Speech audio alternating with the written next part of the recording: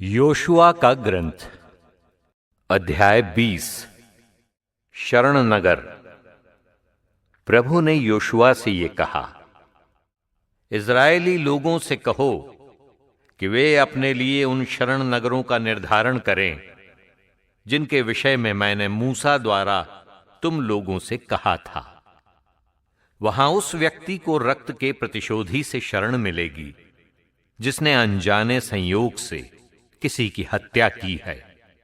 वो उन नगरों में से किसी में भी भागकर नगर के द्वार के पास उस नगर के नेताओं के सामने अपना मामला प्रस्तुत करेगा। वे उसे नगर के भीतर ले जाकर वहां शरण दें, तब वो उनके साथ रहेगा।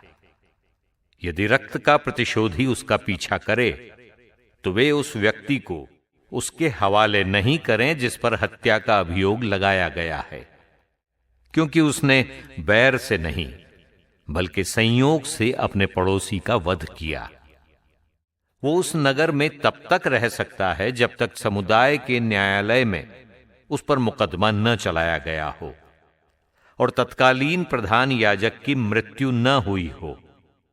उसके बाद वो अपने नगर और अपने घर लौट सकेगा जहां से वो भाग कर आया था। इसलिए उन्होंने नफ्ताली के गलीलिया के पहाड़ी प्रदेश में केदेश को, एफ्राइम के पहाड़ी प्रदेश में सिखेम को और यूदा के पहाड़ी प्रदेश में किर्यत अर्बा अर्थात हेब्रोन को निश्चित किया। यर्दन के उस पार येरिखो के पूर्व रुबेन वंश के पठार पर उजाड़ खंड के बेसेर को, गाद वंश में गिलाद के रामोत को और मनस्से वंश के बाशान में गोलान को निश्चित किया।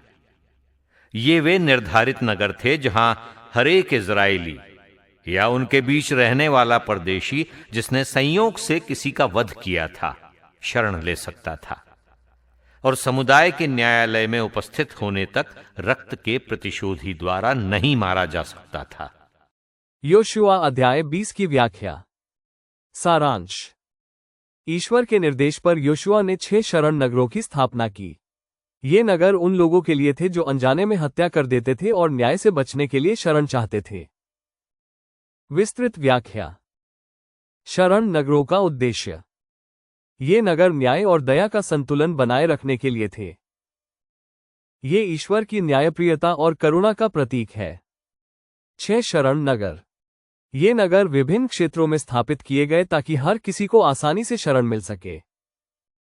ये दिखाता है कि ईश्वर सभी के लिए न्याय सुनिश्चित करता है। आध्यात्मिक महत्व। शरण नगर हमें सिखाते हैं कि ईश्वर हमेशा पापियों को पश्चाताप का अवसर देता है। ये हमें दूसरों के प्रति दया और सहानुभूति दिखाने की प्रेरणा देता है।